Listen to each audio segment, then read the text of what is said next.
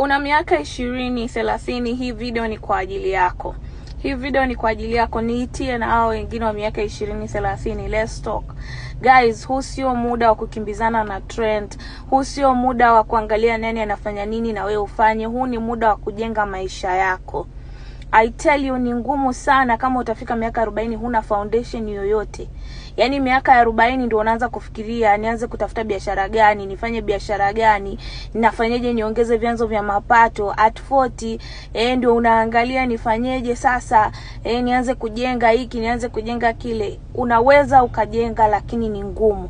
Ni ngumu kushinda ambavyo ungefanya sasa hivi at your 20s and 30s. Dunia tulioko miaka hii 20, 30 sio miaka tena ya kuichezea, ni miaka ya kujenga.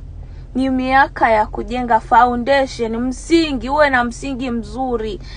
Huu ndio muda wa kuangalia kujaribu biashara mpaka moja ikubali, mbili zikubali, 3 zikubali. Huu ndio muda wa kuangalia nawezaje kuongeza vyanzo vyangu vya mapato. Huu ndio muda kama kuna mali unaweza kununua, ununue.